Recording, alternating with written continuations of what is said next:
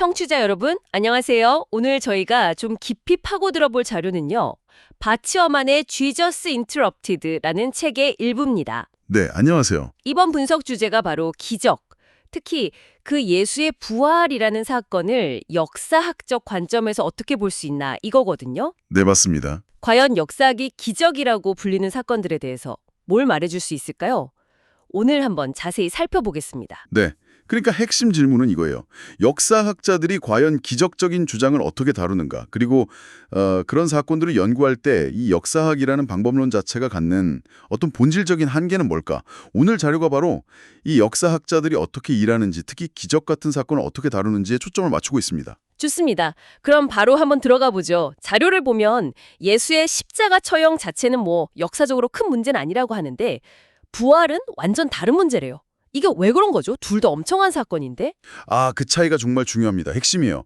십자가 처형은 물론 끔찍하고 비극적인 사건이지만 당시 로마 제국에서는 사형 방식으로 그렇게 드문 일은 아니었어요. 아, 그랬군요. 흔한 방식이었군요. 네, 그러니까 역사적으로 있을 법한 범주에 속하는 거죠.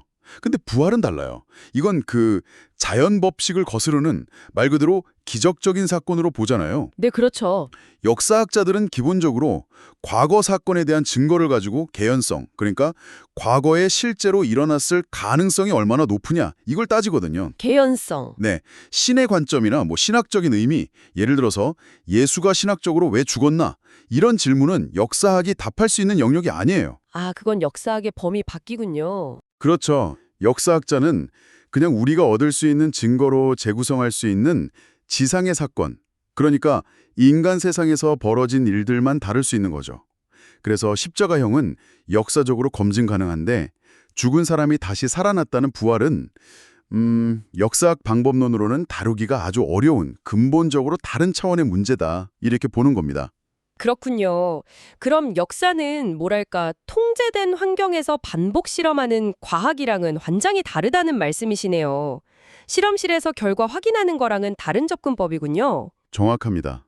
역사학자한테는 타임머신이 없으니까요. 과거로 돌아가서 뭘 다시 해볼 수가 없잖아요. 네, 그렇죠.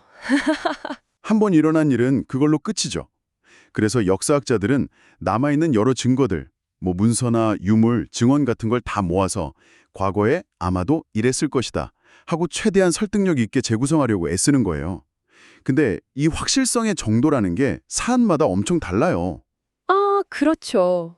다 같을 순 없겠죠. 자료에 나온 비유가 재밌는데 어제 열린 농구 경기 결과요. 예를 들어 UNC 팀이 졌다는 사실은 영상도 있고 기사도 있고 본 사람도 엄청 많으니까 거의 100% 확실하게 알 수 있죠. 네, 저도 봤으면 확실히 알죠. 논란 여지가 없죠. 그렇죠. 근데 만약 한 100년 전 경기라면 어떨까요? 기록이야 있겠지만 어제 경기만큼 막 풍부하고 명확하진 않을 거 아니에요? 네, 좀 희미해지겠죠. 증거의 질이나 양이 줄어들 테니까요. 그럼 2000년 전 로마 시대 경기 결과라면요? 훨씬 더 어렵겠죠? 증거도 거의 없고 해석의 여지도 많아지고요. 아, 상상만 해도 막막하네요. 물론 홀로코스트처럼 증거가 워낙 압도적이라서 역사적으로 거의 확실하다 이렇게 여겨지는 사건도 있긴 합니다. 네, 그건 정말 그렇죠. 홀로코스트를 부정하는 주장도 있긴 하지만 학계에서는 거의 받아들여지지 않죠. 증거를 무시하는 거니까요. 근데 반면에 링컨이 게티즈버그 연설문을 봉투티베에 급하게 썼다더라. 제퍼슨이 자기 노예랑 오래 사귀었다더라. 알렉산더 대왕이 남자 연인 죽고 슬퍼서 술 마시다 죽었다더라. 이런 이야기들은 어떨까요? 들어본 것 같기도 하고 아닌 것 같기도 하고. 그렇죠. 가능성이 아예 없는 건 아니지만 홀로코스트급의 확실성은 아니잖아요. 역사학자들은 계속해서 이렇게 다양한 주장들을 놓고 증거에 맞춰서 이건 얼마나 그럴듯한가, 저건 또 어떤가 이렇게 상대적인 개연성을 따지는 작업을 하는 거예요. 아, 여기서부터 진짜 흥미로워지는데요. 그럼 역사학자들이 이 개연성을 따진다는 게 기적이라는 사건을 보는 방식이랑 어떻게 딱 연결이 되는 건가요? 바로 그 지점입니다. 기적은 정의상 우리가 생각할 수 있는 사건들 중에 가장 개연성이 낮은 거의 불가능에 가까운 사건이에요. 가장 낮은 개연성. 네, 자연이 보통 돌아가는 예측 가능한 방식을 완전히 거스르는 사건이죠. 자료 비유처럼 쇠막대는 물에 던지면 가라앉잖아요? 이게 우리가 경험적으로 아는 자연 법칙인데 누가 물 위를 걸었다. 이건 그 법칙을 깨는 엄청나게 이례적인 사건, 즉 기적인 거죠. 네. 만약 기적이 흔하게 일어나거나 쉽게 설명되면 그건 더 이상 기적이 아니겠죠? 그냥 좀 특이한 사건 정도. 근데 역사학 방법론은 본질적으로 과거에 일어났을 법한 일, 그러니까 개연성이 높은 설명을 찾는 데 맞춰져 있어요. 네. 네. 그러다 보니까 역사학적 방법론만으로는 가장 개연성이 낮은 사건, 즉 기적이 정말로 일어났다고 입증하는 건 거의 불가능에 가깝다는 거예요. 방법론 자체가 그런 종류의 사건을 다루게 설계되지 않았기 때문이죠. 그렇다면 혹시 이게 역사학자들이 약간 초자연적인 현상에 대해서 처음부터 좀 편견을 갖고 접근하는 건 아닐까요? 기적은 불가능해 이렇게 딱 잘라놓고 시적하는 건 아닌지. 듣는 사람 입장에서는 결국 증명 못한다는 건 안 믿으려는 거 아니야? 이런 생각이 들 수도 있을 것 같은데요. 이건 어떻게 봐야 할까요? 그거 아주 중요한 질문입니다. 자료에서도 딱 그 점을 짚어요. 역사학자들이 기적을 증명 못한다고 말하는 건 무슨 개인적인 믿음이나 편견 때문이 아니라는 거예요. 아, 편견이 아니다. 네, 그게 아니라 역사학이라는 학문 분과 자체가 가진 방법론적인 한계 때문이라는 거죠. 그러니까 역사학자가 개인적으로 기적을 믿든 안 믿든 역사학어로서 쓰는 도구로는 기적의 발생 여부를 증명할 수 없다는 뜻이에요. 비유하자면 어떤 걸까요? 뭐랄까, 물리학자가 사랑이라는 감정을 물리학 법칙으로 설명할 수 없는 거랑 비슷하다고 할까요? 그렇다고 사랑이 없다는 건 아니잖아요. 네, 그냥 물리학의 도구로는 측정하거나 증명할 수 없는 영역인 거죠. 마찬가지로 역사학도 그 방법론의 한계가 있다는 거예요. 그리고 만약에 누가 역사학 방법론으로 예수의 기적을 증명할 수 있다고 주장한다면 그럼 공평하게 같은 기준을 예수 시대의 다른 기적 주장에도 다 적용해야 할 거 아니에요. 아, 다른 기적 주장들이요? 네. 자료에서도 나오지만 당시 팔레스타인 지역에도 기적을 행한다고 알려진 유대인 성인들이 있었어요. 한이나 벤도사나 원그리는 호니 같은 사람들이요. 또 병 고치고 귀신 쫓고 심지어 죽은 사람 살렸다는 이교도 철학자 티아나의 아폴로니우스 같은 사람도 있었고요. 아폴로니우스요? 네. 이 사람은 심지어 초자연적으로 태어나서 마지막엔 신들처럼 하늘로 올라갔다는 이야기까지 전해져요. 예수 이야기랑 좀 비슷하게 들리죠. 네. 평행 이론 같은데요? 그렇죠. 그리스 신화의 헤라클레스도 저승 가서 죽은 사람 데려왔다는 이야기가 있고요. 그러니까 만약 예수 부활을 역사학으로 증명할 수 있다고 한다면 논리적으로는 아폴로니우스의 기적이나 승천 아니면 다른 문화권, 이슬람이나 아프리카, 아시아, 토착 종교에 나오는 수많은 기적 이야기들도 다 똑같은 역사적 잣대로 증명 가능해야 한다는 결론이 나오는 거죠. 역사학이 특정 종교 기적만 특별 취급할 수는 없으니까요. 그렇군요. 방법론의 한계라는 점이 좀 더 분명해지는 것 같습니다. 그럼 복음서 기록 자체는요, 예수님이 행하셨다는 다른 기적들이나 특히 부활 관련해서 빈 무덤 이야기, 제자들이 부활한 예수를 봤다는 기록들, 이런 건 역사적 증거로서 가치가 없는 건가요? 자료에서는 그 복음서 기록들을 역사 증거로 쓸 때 좀 주의해야 할 점들을 몇 가지 지적해요. 첫째는 예수의 공생애나 기적에 대한 가장 이른 기록조차도 사건이 있고 나서 최소 35년, 길게는 한 65년 정도 지나서 쓰였다는 거. 아, 꽤 시간이 흘렀네요. 네. 둘째는 이 기록을 쓴 사람들이 대부분 사건을 직접 본 사람들이 아니고 수십 년 동안 사람들 입으로 전해져 내려온 이야기들을 바탕으로 썼을 가능성이 높다는 점. 아, 구전된 이야기들. 그렇죠. 셋째는 이 이야기들이 객관적인 보도를 하려고 쓴 게 아니라 특정 공동체 안에서 예수를 메시아로 믿게 하려고, 그러니까 신앙을 전파하려는 뚜렷한 목적을 가지고 전해지고 기록됐다는 점이에요. 네, 목적이 분명했군요. 넷째는 특히 부활 사건 기록들을 자세히 비교해보면 복음서들 사이에 내용이 상당히 다르거나 모순되는 부분들이 발견된다는 점. 마지막으로 자료에서는 예수의 기적 이야기가 소위 비유사성의 기준이라는 걸 통과하는 경우가 거의 없다고 지적하는데요. 비유사성의 기준이요? 그건 뭔가요? 이건 어떤 이야기가 예수 시대의 유대교의 일반적인 가르침이나 아니면 나중에 생긴 초대교회의 가르침에서 나온 게 아니라 정말 오직 예수한테서만 나온 독특하고 다른 특징을 가지고 있는지 판별하는 역사학 도구 중 하나예요. 뭐랄까, 필터 같은 거죠. 아, 필터요? 네, 이 이야기가 예수 본인의 독창적인 생각인지 아니면 그 시대에 흔히 떠돌던 생각이나 나중에 교회가 만든 가르침을 반영하는 건지 가려내는 거죠. 근데 예수의 기적 이야기들은 대부분 당시 유대교나 헬레니즘 문화권의 다른 기적 이야기들과 패턴이 비슷하거나 아니면 초대교회의 신학적인 관심사를 반영하는 경우가 많아서 이 필터를 통과하는 독창적인 요소가 좀 부족하다는 거예요. 그렇군요. 근데 여기서 다시 한번 강조해야 할 핵심은 단순히 복음서 기록이 믿을 만하냐 아니냐 이 문제만은 아니라는 거예요. 물론 기록의 성격이나 신뢰도 문제도 중요하지만 더 근본적으로는 기적이라는 사건 자체가 역사학이라는 학문의 방법론적 한계 밖에 있다는 점이죠. 아무리 믿을 만한 기록이라도 역사학 방법론만으로는 기적 발생을 입증할 수 없다는 게 요지예요. 부활을 역사적 사실로 확증할 수 없다면 빈 무덤이나 제자들의 목격담 같은 주장들에 대해서는 어떻게 접근해야 할까요? 그냥 증명 불가 이러고 마는 건가요? 아니요, 그냥 무시하는 건 아니에요. 역사학자는 그런 주장들이 왜 나왔는지, 그 배경과 맥락이 뭔지 설명하려고 시도하죠. 다만 기적적인 설명을 빼고 순전히 역사적인 관점에서, 그러니까 자연 법칙 안에서 일어날 수 있는 설명들 중에서 더 개연성 있는 시나리오를 생각해 보는 거예요. 더 개연성 있는 시나리오? 네. 근데 여기서 아주 중요한 건 자료에서 제시하는 대안적인 설명들이 이게 진짜로 일어난 일이다 이렇게 주장하는 게 아니라는 점이에요.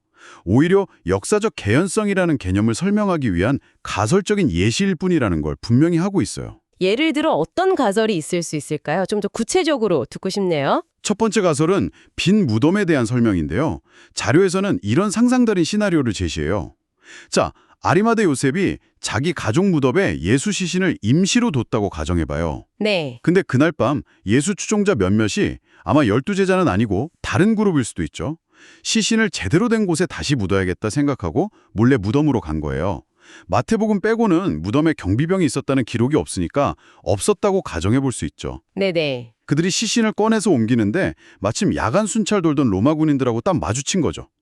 군인들은 한밤중에 시신 옮기는 거 보고 수상하니까 검문하려고 하고 당황한 추종자들은 뭐 베드로처럼 저항하면서 칼을 뽑았을 수도 있고요. 아, 긴장되는 순간인데요. 그렇죠. 근데 전문 군인인 로마 병사들한테 상대가 안 돼서 그 자리에서 다 죽임을 당해요.